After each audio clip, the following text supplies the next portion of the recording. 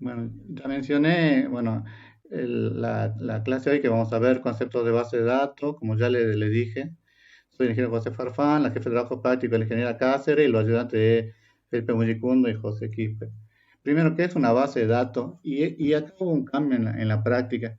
Yo le voy a explicar por lo menos un concepto, digamos, y la idea es que ustedes expliquen o detallen en la práctica, digamos, un concepto como para que les quede claro. Porque a veces pasa de que van al final de base de datos y no saben qué es una base de datos y después andan sufriendo, pero hay algo básico, digamos.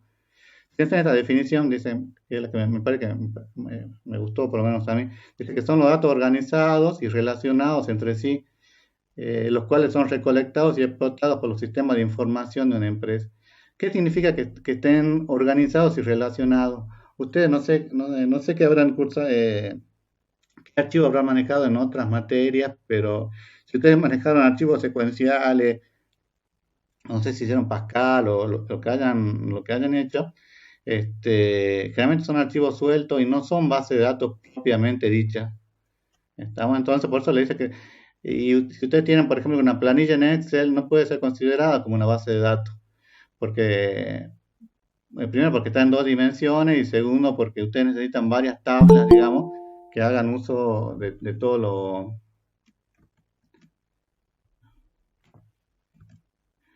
que hagan uso de todos los datos de la organización, digamos.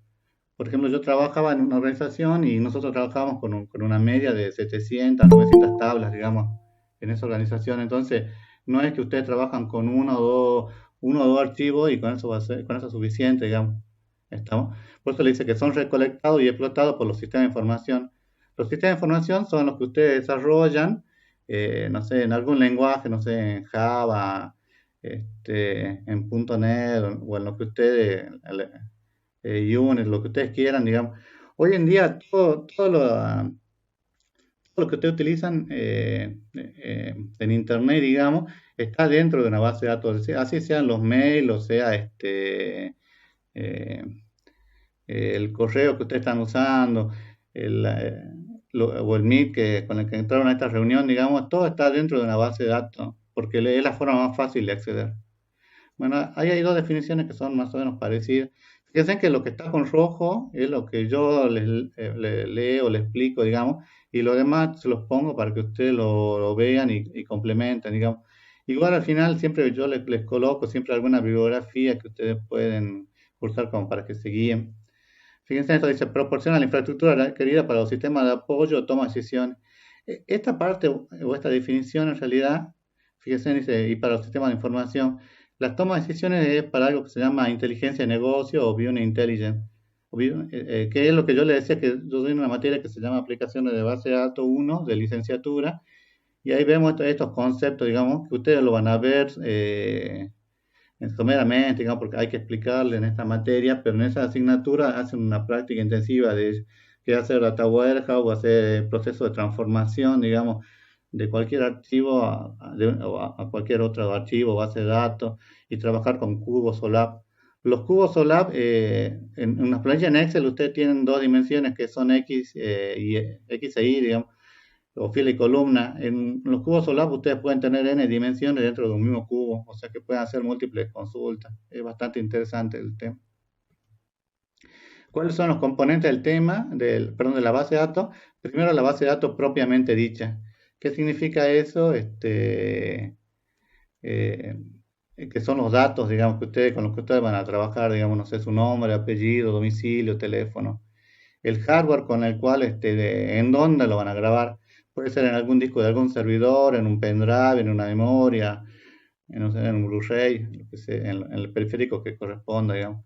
El software, que es lo que en la segunda parte de esta materia vamos a ver, fíjense que dice conjunto de programas o sistemas administradores de base de datos, que son los DBMS. Nosotros, hay muchos DBMS, pero ya les voy a mostrar un cuadro, pero alrededor del 80% utiliza SQL, digamos. Nosotros vamos a trabajar con este manejador de base de datos que se llama PostgreSQL, que me permite crear tablas. La ventaja de esto es que tiene para manejar el tema del procedimiento almacenado, que es la segunda parte de esa temática, la tercera parte en realidad, lo maneja bastante bien, que MySQL es un poco incompleto en esta parte. Todos estos son manejadores de base de datos, ¿no? Este IBM DB2 es el que se utiliza en equipos mainframe como los que tiene casi gobierno, que en realidad no son mainframe, pero son equipos más grandes, digamos, son servidores. Hay tres tipos de usuarios relacionados con la base de datos. Un programador de aplicaciones, que sería el que vayan a programar la aplicación, o sea, pueden ser ustedes mismos, pueden ser, no sé, algún APU, algún programador que les cree la aplicación para que hagan el desarrollo. Hay usuarios finales para los cuales ustedes crean el programa, digamos, que pueden ser para ustedes mismos no sé, para el público en general, digamos. Y hay un DBA. El DBA, fíjense que es el administrador de la base de datos, que es el que se encarga del control general del sistema de la base de datos. Ya vamos a ver en detalle, digamos, qué es el DBA. ¿Hasta acá no tienen ninguna duda? Si, No, si tienen alguna duda, por ahí me preguntan. Digamos, este tema generalmente es sencillo, digamos, por ahí yo voy un poco rápido, pero no son temas complicados, digamos. Eh, Mañana en la clase bueno, ya le digo. ¿Por qué se crea una base de datos? Primero, porque al principio, con que ustedes tengan toda la información en su máquina era suficiente, digamos, pero apareció lo que es la globalización de la información, que es la información como recurso corporativo. ¿Esto qué significa? Que varios usuarios pueden acceder a la misma información. Entonces, varios pueden compartir esa información. Entonces, eso obliga, digamos, a que se cree algo que dé una mayor performance, digamos. Hay información que puede ser redundante. La información redundante dice originalmente la información se encontraba en varios archivos con la consecuente duplicación. Es como cuando usted ve en un cartel que dice se solicita trabajador para trabajadora. Lo deben haber visto alguna vez o no. Es redundante, digamos, o cuando ven algún texto que está escrito así, que está mal escrito, digamos. En la base de datos pasa algo parecido, digamos. Piensen que usted en una planilla en Excel puede escribir, por ejemplo, el nombre del profesor, no sé, José Farfán en una planilla y el nombre del profesor José Farfán en la siguiente hoja, digamos. Y es algo que está redundante, digamos, que puede dar que puede dar lugar a equivocaciones, digamos. La información que es inconsistente. Y acá tienen porque esta pregunta a veces les preguntamos en el parcial, no en el parcial, en el final o en el coloquio, ¿y qué es una información inconsistente, digamos?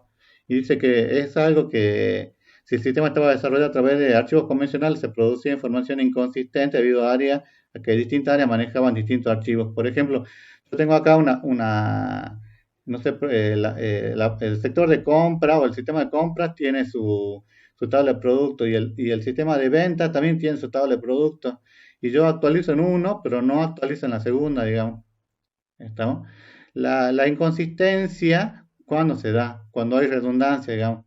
La redundancia ocasiona la inconsistencia, pero no es lo mismo. Y eso lo tienen que tener en cuenta, digamos. La redundancia es cuando hay información que es redundante, digamos. Y la inconsistencia es cuando dicha información o se graba en un lugar y no se graba en el otro, o se borra de un lugar y no se borra en el otro. Entonces ahí se produce la inconsistencia. Estamos como en este caso, por ejemplo, que yo grabé en este archivo, pero no se grabó en la segunda parte, ¿no? Otras razones para el uso de la base de datos es la información compartida. Como habíamos dicho, varios sectores o inclusive varias personas, digamos, pueden necesitar esa información, entonces esa base de datos, digamos, tiene que brindarle ciertas reglas, digamos. Eh, Varios sistemas de usuarios pueden acceder a la misma entidad. A la entidad son las tablas, digamos, que eso lo vamos a ver en la clase de mañana, martes. Bueno, la integridad de datos. La integridad de datos se refiere a a que solo se almacena la información correcta y está en el archivo que corresponde, digamos.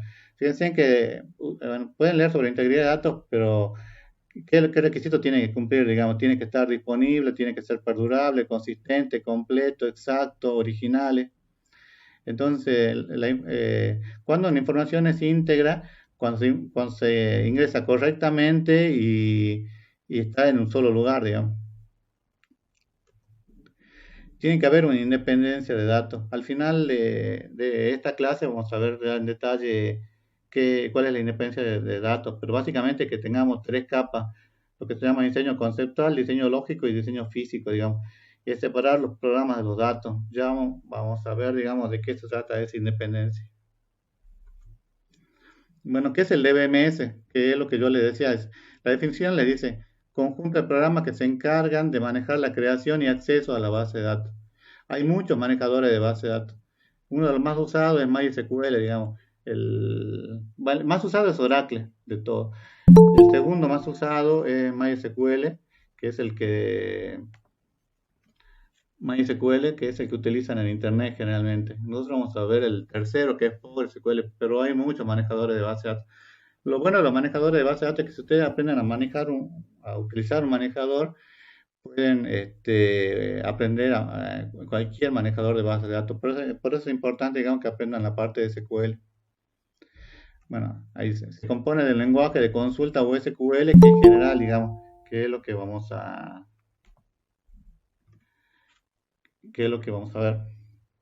El SQL, fíjense, se puede dividir, el lenguaje, digamos, todos los motores que son relacionales, y ahí escuchen esta palabra, todos los motores de base de datos, todos los DBMS que sean relacionales, utilizan SQL.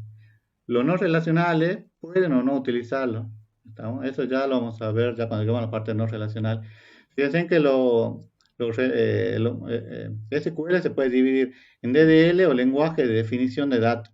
Estos de DDL son estas sentencias que están colocadas aquí, que es para crear una tabla, para crear una base de datos, para alterar una tabla, para borrar una tabla, para borrar un índice. ¿No? Eh, Ahora vamos a ver solamente la introducción de SQL.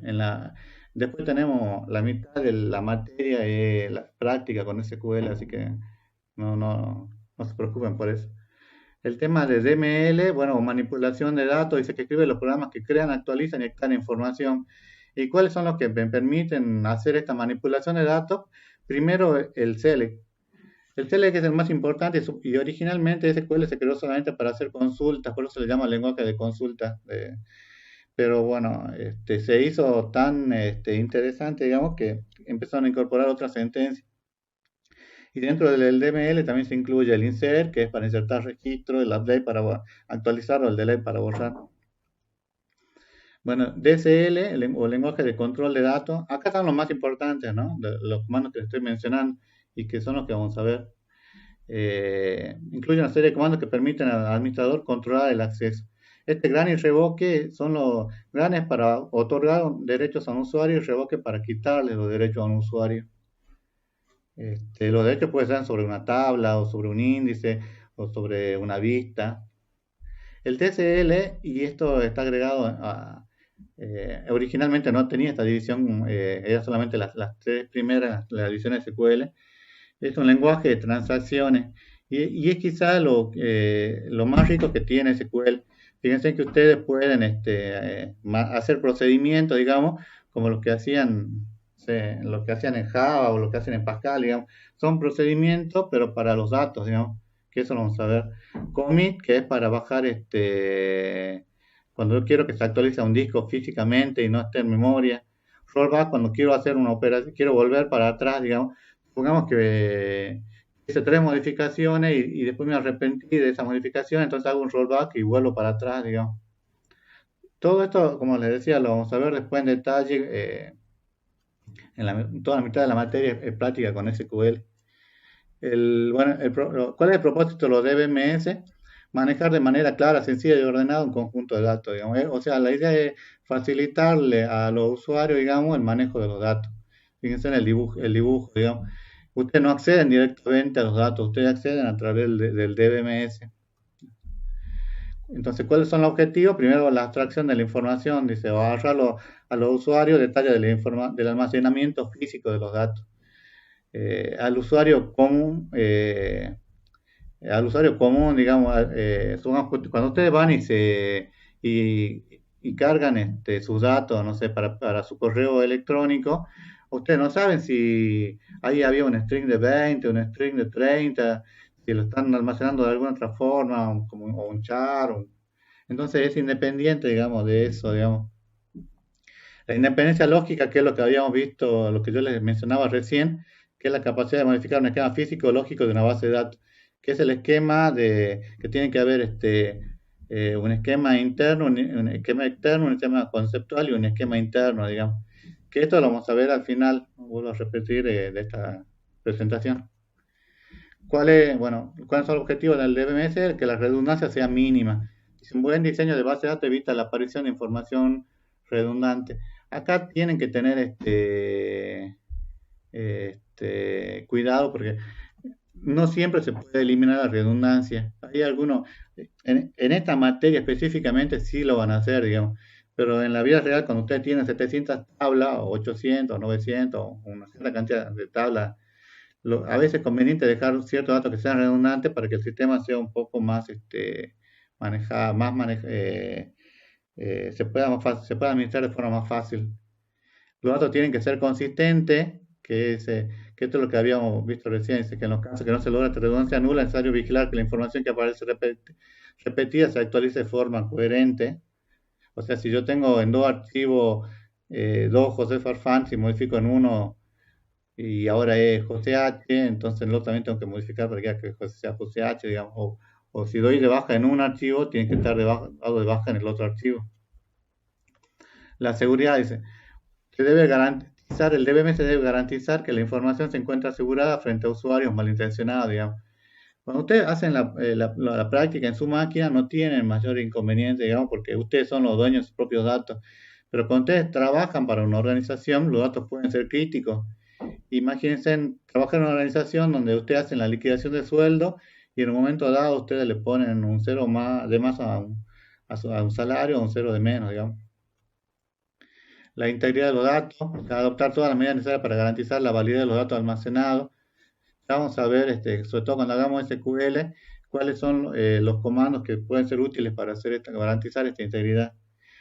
Hay todo un tema que creo que no sé si es una unidad que es los triggers, y con los triggers se hace eso, que es la última parte de SQL.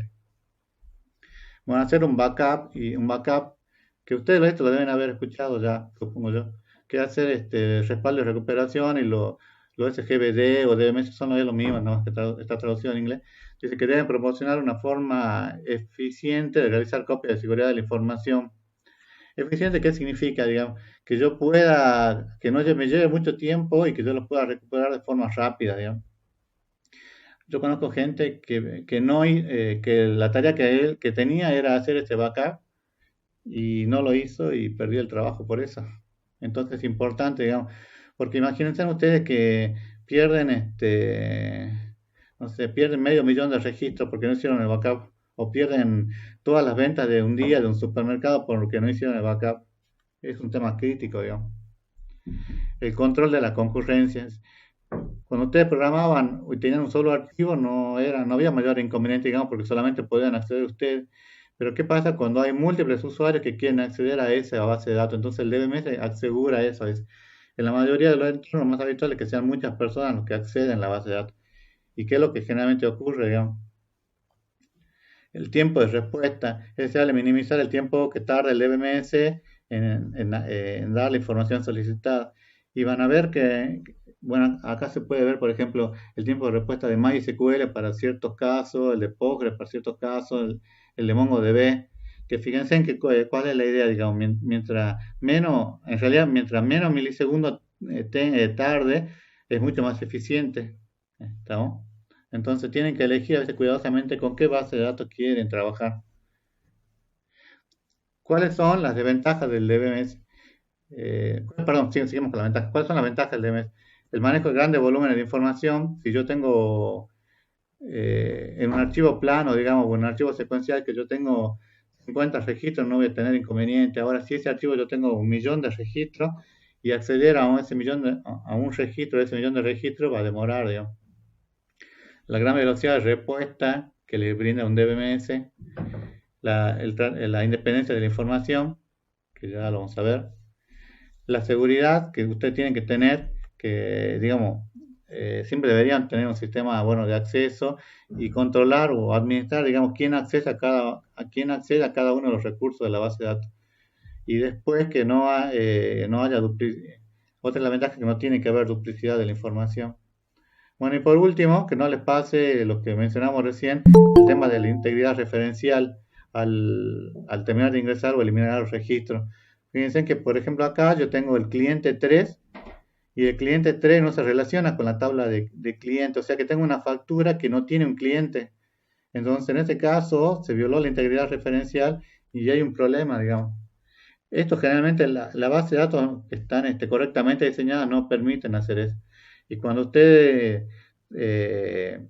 cuando ustedes restauran de una base de datos común, digamos, por ejemplo, restauran de una playa en Excel a una base de datos relacional como Postgres, por ejemplo, le saltan estos tipos de errores porque se viola lo que es la integridad referencial de los datos. ¿Cuáles son los inconvenientes de los manejadores de base de datos? El costo de actualización del hardware y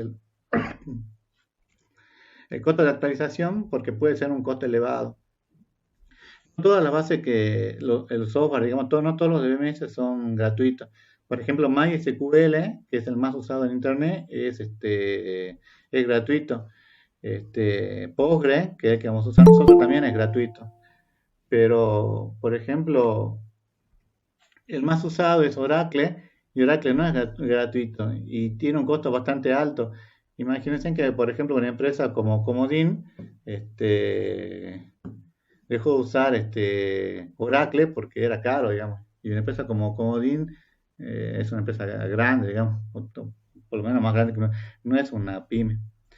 El costo o el salario que tiene que pagarle al administrador del DBA, que esto generalmente en las organizaciones, digamos, pequeñas no es correctamente reconocido, digamos, pero en las organizaciones grandes, donde los datos se importan, digamos, el administrador de la base de datos DBA tiene que cobrar un sueldo acorde, digamos, a tareas por la responsabilidad que representa.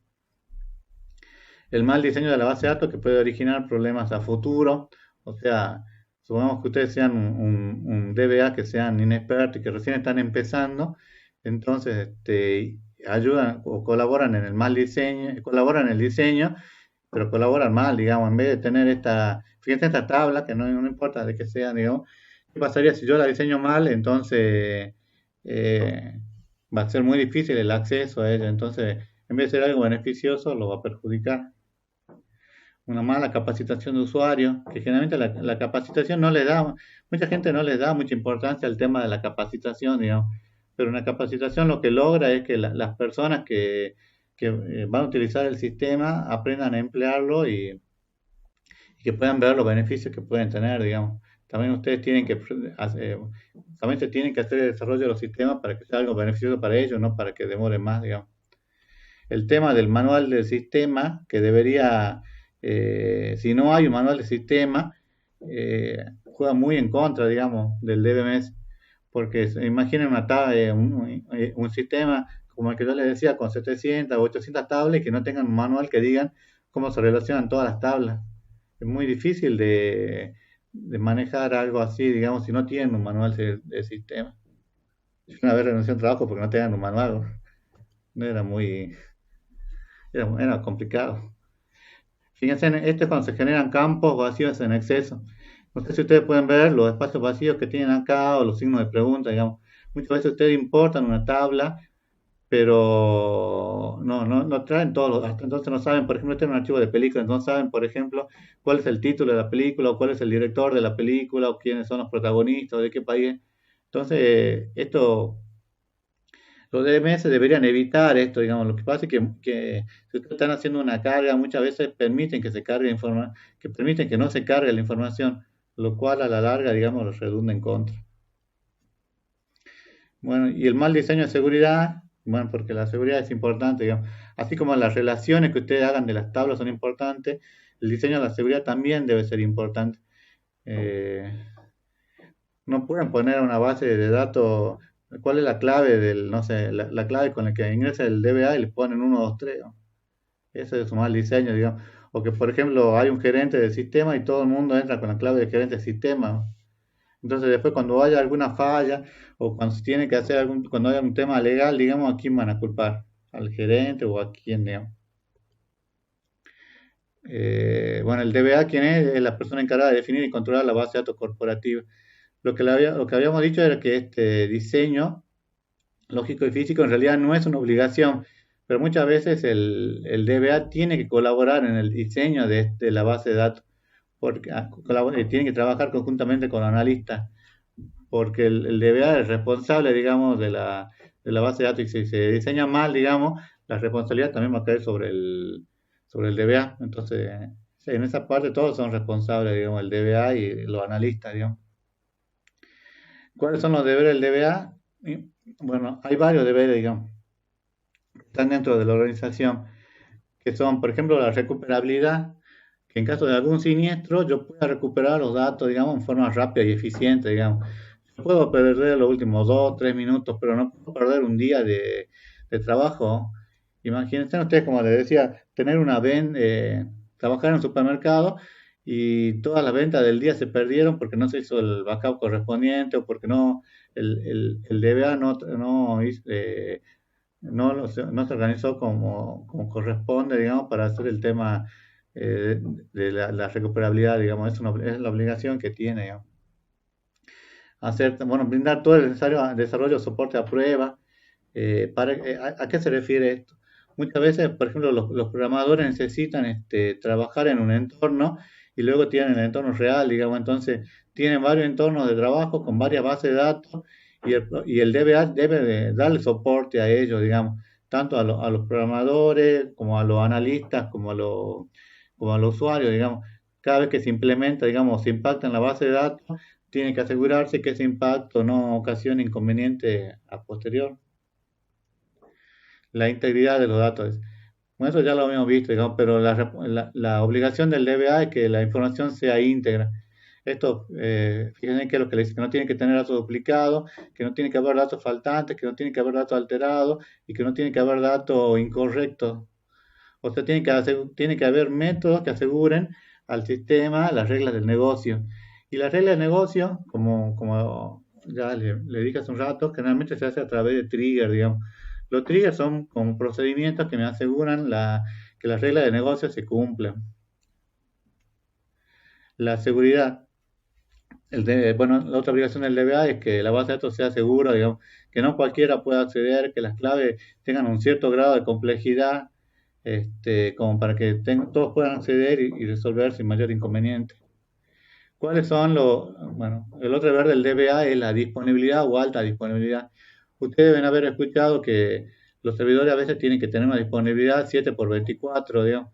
¿A qué se refiere esto? Digamos que los 7 días de la semana, las 24 horas, tienen que tener disponibilidad de los datos. No es que ustedes, por ejemplo, cuando quieren ingresar al aula, no sé, al aula virtual, al aula no pueden ingresar los domingos a la mañana o el domingo en tal horario porque es domingo. Tienen que tener disponibilidad en todo momento, digamos. ¿Estamos? Si ustedes quieren acceder a su correo tiene que estar disponible en todo momento. Entonces, ¿cómo se logra esto, digamos, de la disponibilidad? Y bueno, hay varias técnicas, digamos, que de eso seguramente lo van a ver en otras materias, y que es colocar varios servidores, a veces en distintos lugares, y grabar en varios servidores, digamos, de modo que si el servidor que está acá en el A y acá tengo el servidor que está en el B o la aplicación que está en el B y lo grabo en los dos lugares, si se corta una de las líneas, yo pueda recuperarla de la otra, digamos. Pero tengo que tener algún modo de asegurar la disponibilidad, el rendimiento de la base de datos. Bueno, así como tienen este panel, digamos, para todas las bases de datos, ustedes pueden ver los rendimientos, digamos, cuáles son las respuestas que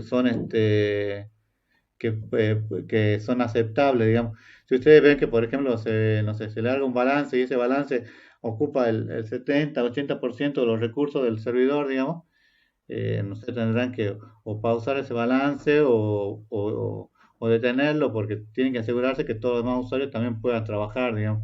Ahora, si ese balance se larga, no sé, a la 1 de la mañana, digamos, y no afecta a nadie, entonces se puede trabajar sin problema. Bueno, ya había mencionado que tiene que haber una arquitectura de niveles en los DBMS. Primero tiene que haber una separación entre programa y aplicación de datos, o sea, usted tiene que estar acá, los usuarios acceden a la aplicación y la aplicación accede al DBMS y el DBMS a la base de datos.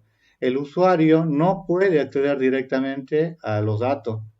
¿Estamos, no?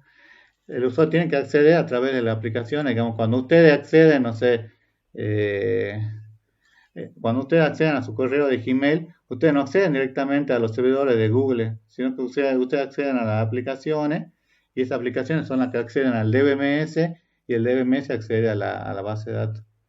Tiene que haber múltiples vistas, digamos. ¿A qué se refiere esto? A que un usuario que no tenga ningún nivel, le mostraremos una vista, un usuario que tenga otro nivel, le mostraremos otra vista, digamos. La vista se refiere a los datos que ellos pueden ver y de qué forma los puede ver. ¿Estamos?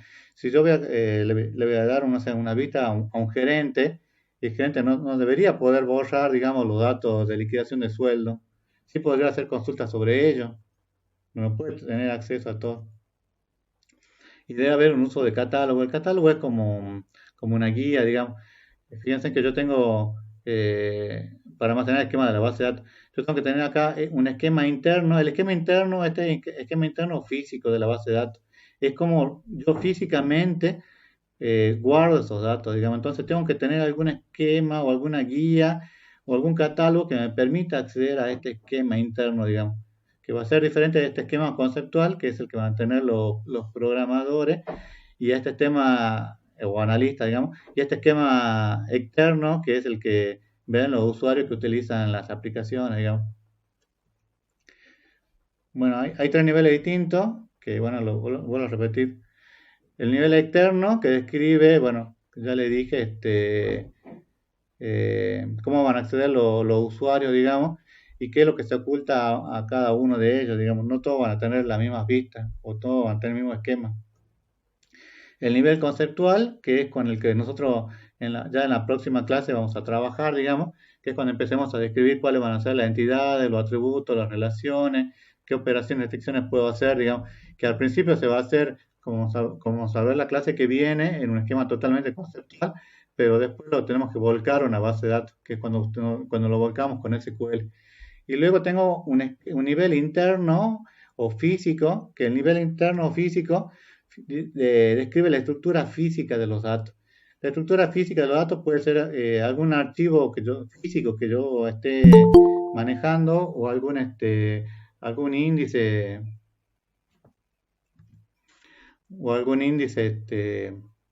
dentro de la misma base de datos, digamos. Generalmente esto, ¿quién lo maneja? Digamos, no lo manejan los analistas del sistema, esto lo maneja el DBA y tiene que ser muy específico, digamos. Hay gente que está muy capacitada en esto, digamos, y ustedes deben haber escuchado cuando, por ejemplo, en la Facultad de Ingeniería hace unos años se dictaba curso para DBA en Oracle y eran 2 años, digamos, y eran 4 cursos, digamos. Entonces era es todo un tema, digamos, cómo almacenar los datos y poder sacar el beneficio a eso.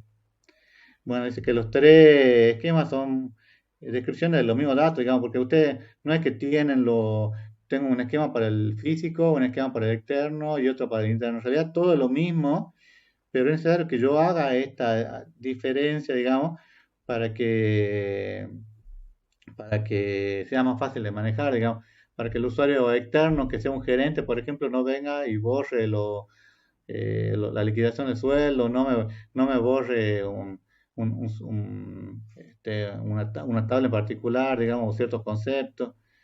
Pero en definitiva todo está almacenado en un solo dispositivo que puede ser, bueno, acá dice un solo disco, pero puede ser uno o varios discos, digamos, trabajando en forma despejada o varios discos o varios servidores trabajando en paralelo.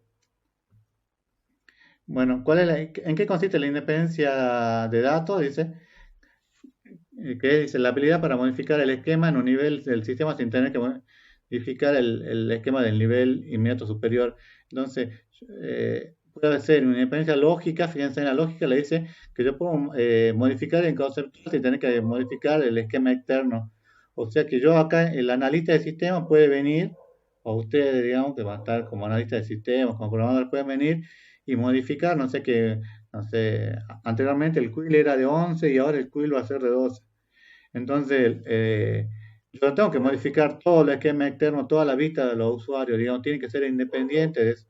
O sea que yo toco acá el esquema conceptual, lo modifico y automáticamente se tiene que modificar en todos los esquemas externos.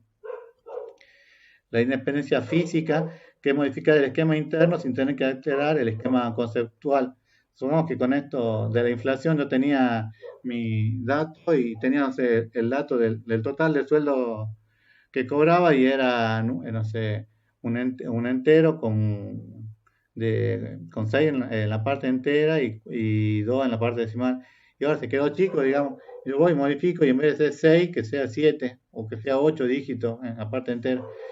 Entonces yo puedo modificar esta parte física sin que se modifique el esquema conceptual, digamos, de lo que va a ser el análisis del sistema, digamos. El análisis del sistema no le interesa, digamos, que se haya cambiado de 6 a 7, digamos, tienen que ser independientes. Por eso lo que les decía es que los DBMS tienen que buscar esta independencia de datos y siempre con el esquema superior. Entonces, la independencia física es del esquema conceptual con el externo y la independencia física del esquema físico con el esquema conceptual. Este es el esquema jerárquico, es el primero que se hizo, digamos. ¿Qué es lo que tienen como características que ustedes que pueden distinguir? Primero que solo se permiten relaciones de uno a uno o relaciones de uno a n. Entonces, un padre puede tener muchos hijos, pero fíjense, un hijo podría tener más de un maestro, en este caso a uno, fíjense que tiene más de un maestro, pero tengo que acceder jerárquicamente. Este es como el esquema que tiene en el ejército, digamos. Se esquematiza, bueno, a través de representaciones jerárquicas padre-hijo y las relaciones pueden ser de uno a uno o de uno a muchos. Esto es importante porque esto después ya vamos a ver los tipos de relaciones que pueden haber, digamos. Si un maestro tiene varios alumnos y un alumno tiene varios maestros, la información tendrá que duplicarse para cada uno de los maestros.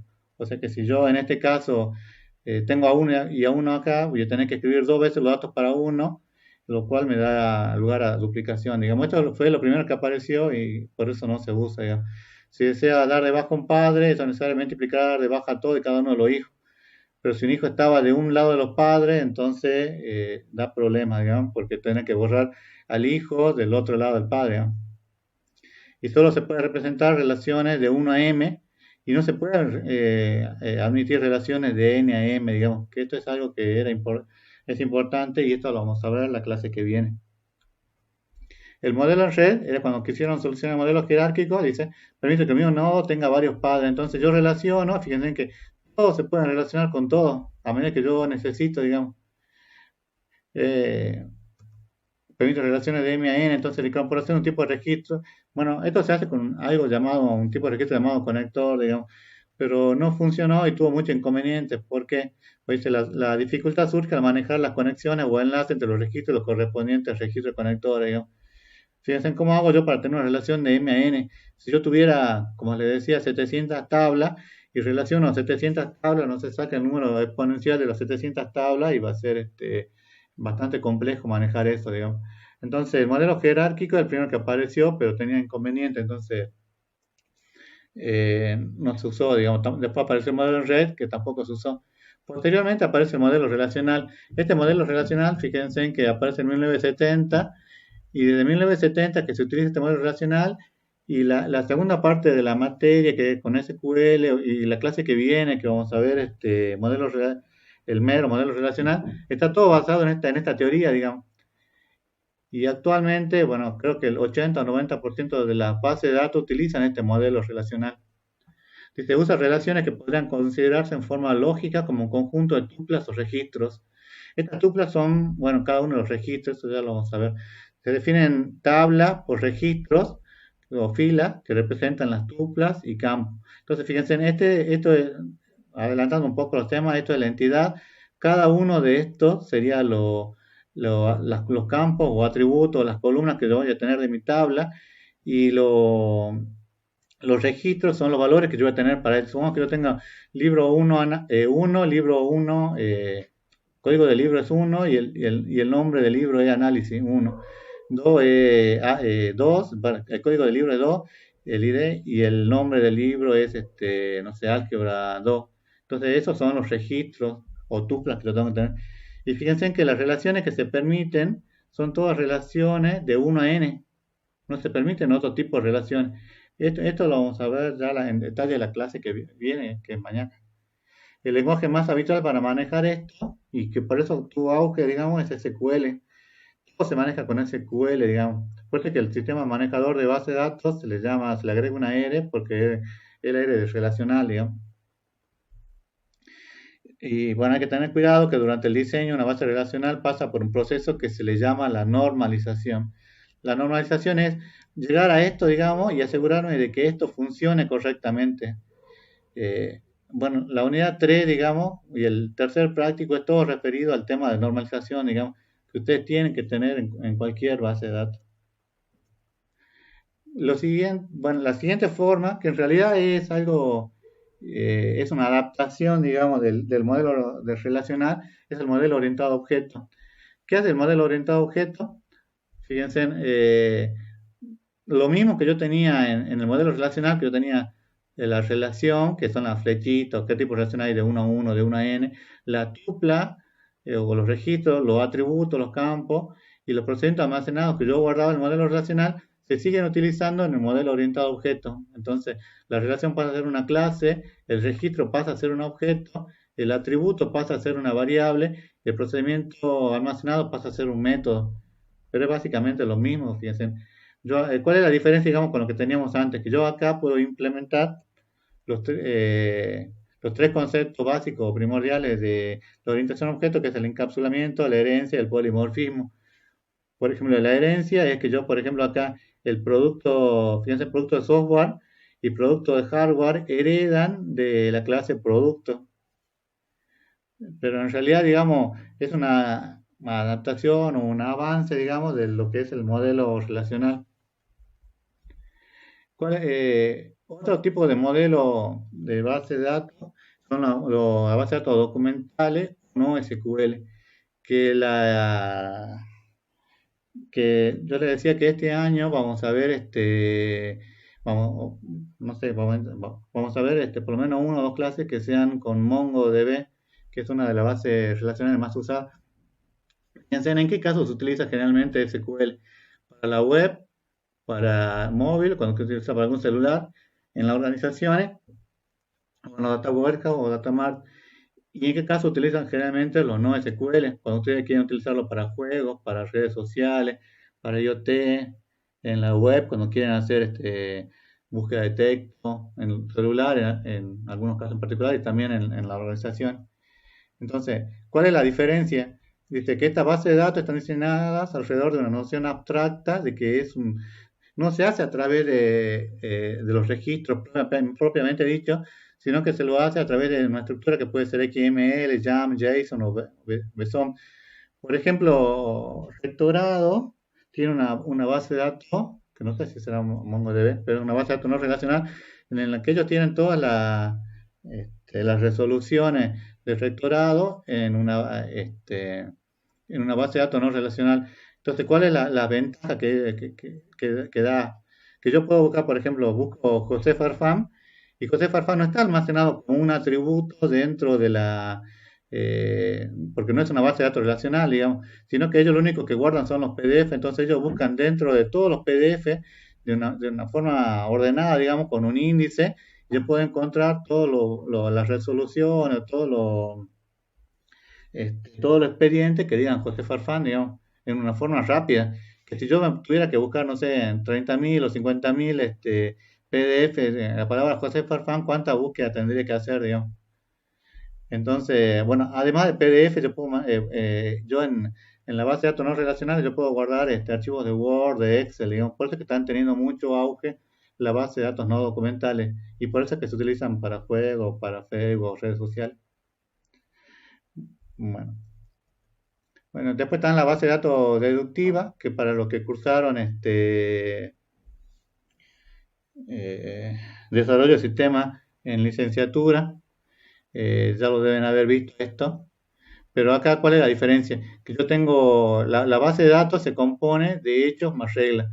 Los hechos son las relaciones o todo el conocimiento implícito que yo guardo, y las reglas son las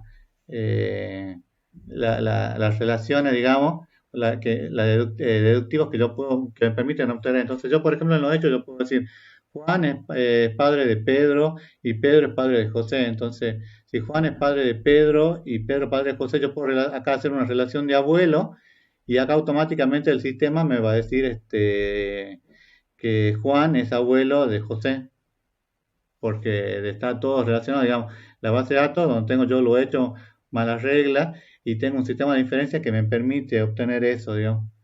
Eh, Acá en Jujuy particularmente no se utiliza mucho esto, pero por ejemplo yo conozco supermercados grandes que se utilizaban este tipo de base de datos porque hacen una suma, fíjense, muchas veces hacen una mezcla de las relacionales con las deductivas para que les sea mucho más fácil el trabajo, digamos. Entonces pueden hacer deducciones de forma más rápida, digamos. Bueno, y la base de datos distribuida que son bases que no están almacenadas en un solo lugar físico, están segmentadas y se comunican por medio de enlaces de comunicaciones. Este canal de comunicación o este enlace o este enlace de comunicaciones está distribuido en muchos lugares, digamos, entonces yo, bueno, no encontré otro dibujo que sea, uno puede estar en Jujuy, otro en Salta, no sé, otro en Buenos Aires, otro en Chile, y entonces y la información se puede guardar en uno o más lugares a la vez. Fíjense que puede estar en Oracle, en otro en DB2, otro en Informe, en la base que sean, digamos. Y a través de este canal de comunicaciones lo veo como si fuera todo lo mismo, digamos. Cuando yo quiero acceder y quiero acceder, no sé, a esto de Veracruz, automáticamente yo accedo y no sé en qué está el motor de base de datos, digamos. Lo que me interesa es que yo accedo a los datos y todo está relacionado y me permite una organización mucho más rápida y eficiente. Bueno, y estas ya son las últimas diapositivas. Esta es la última, fíjense. Le dice que la base de datos más usada desde en agosto del 2020, comparadas con agosto del 2019, es Oracle. Oracle tiene muchas ventajas, pero también tiene una gran desventaja que es el tema del precio. Fíjense, en la segunda base de datos más usada es MySQL. MySQL, digamos, es la más usada este, en toda la base de datos de Internet. Generalmente todos los repositorios que ustedes pueden acceder en Internet están en MySQL. Fíjense que esta tuvo un descenso en los últimos años. Después viene Microsoft, bueno, que es la base de Microsoft. Luego viene Postgres, luego viene MongoDB, pero fíjense en que ya empiezan a aparecer, MongoDB es una base de datos documental, digamos, ya empiezan a aparecer otras bases de datos que son relacionales, digamos, que si ustedes miraban esto comparado con años anteriores, todo era relacional, digamos, imagínense desde el 70, todas las bases son relacionales, pero ahora empieza a cambiar, digamos, esa tendencia, ¿no?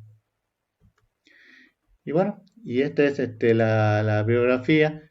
Fíjense que de este archivo de Dropbox ustedes pueden bajar pueden bajar todos los libros que yo tengo ahí y y tiene esos libros, tiene algunas unidades muy interesantes como para que las lean y